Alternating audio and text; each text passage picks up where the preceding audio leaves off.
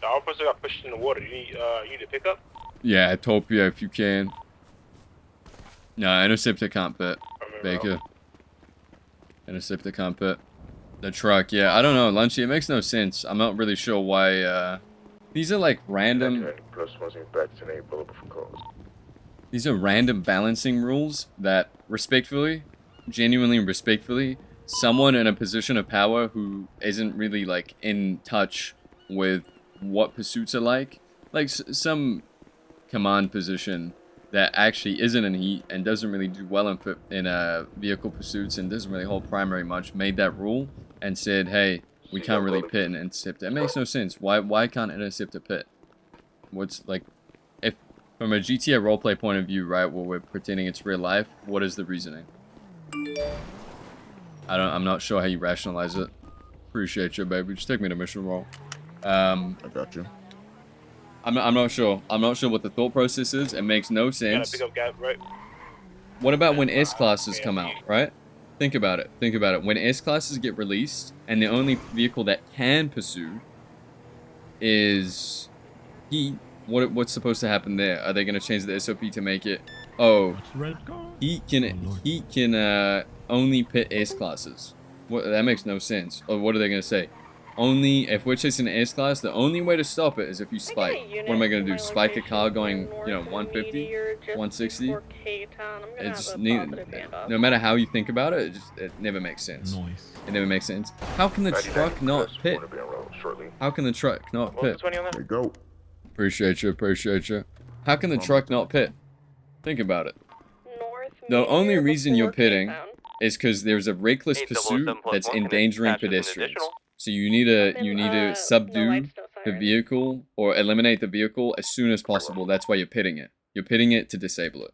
So the whole point is to stop it, right? Why can't the truck is made for that? The whole purpose of the truck is to pit cars and chase cars off-road. That's the only purpose. It's not just like a nice, cool truck, like, wow, we have a nice big truck. That's not the point. I don't know. No matter how you cut it, it just never makes sense. It never makes sense. It's like, yeah, we can't pit in the truck because it's too big and too dangerous. Well, yeah, we're chasing criminals. The guys driving on sidewalks, taking out pedestrians, hitting locals. It's supposed to be real life, right? So the whole purpose of pitting is to eliminate the car, disable the threat. But no, pitting is too dangerous. We can only pit. I don't know. Because it's bigger, I'm not disagreeing. No, Lunchy, I know. But again, like the purpose is to disable it. Busting is fighting with Commissioner's office to change the SOP. He pits anyway and interceptor. I don't blame him. It makes no sense. I can understand the trucks, but the interceptors don't make sense to me. I don't know. It's just a game mechanic thing. The trucks is big, can destroy cars faster than a car could. It's about balancing the realism and the counterplay for the Crim Suit. Also, hey Red, how are you? I was looking for you today, hoping to see you. But like, I understand where you're coming from, but if we're being real, if we're being very real, if you know how to pit, if you actually like have a understanding of how the game works and how to use your car to pit in another car, you should never destroy them regardless. Doesn't matter if you're in the truck. Doesn't matter if you're in the G3, it doesn't matter. If you know how to pit, and you're pitting in an open road, all you're really doing is just spinning them out and slowing the chase down. That's all that happens. But if you're ramming someone, then yeah, of course, the truck is going to absolutely destroy your car. But at that point, it's not like a car issue, it's just you just suck. And you just ruined the chase because you don't know how to pit, and you just destroyed someone's car and the chase is over. So I understand it. Maybe that SOP to not pit in the truck is catered to people that don't know how to pit. But again, it's like, why are we making SOPs? And I'm not saying that's what it is. I don't even think that's what it is. But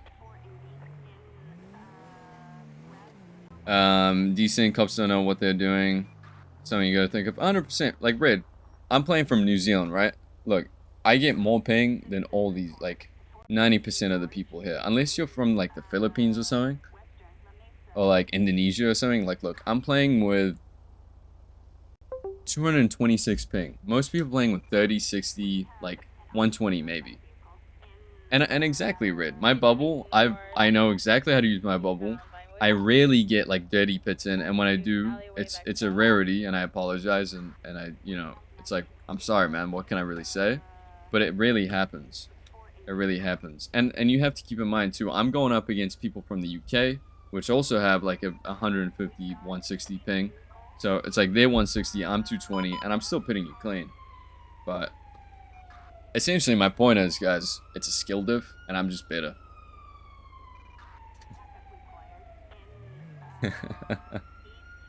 No.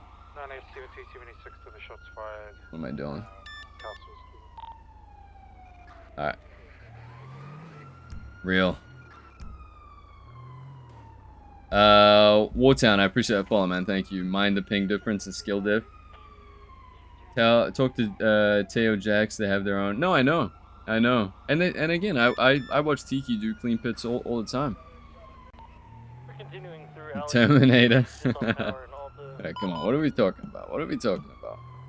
Alright. After my absolute monologue in the app fist, I'm gonna grab a quick beer. It is a blessed Monday for me. And it's a rough day to be a bear. Come back. It is a skill gap. You're right. So many cops. I mean, Lunchy, it's a tough argument for me to say because it comes off so, like, arrogant and just... I don't know. The tone is just rough, right? Like... But, yeah. Unfortunately, like, a lot of it does come to do with that. I don't know. I mean, a lot of you guys will watch other Prodigy streamers, and the game just looks different for them when they pursue, especially in primary. Like, you can have way closer distance.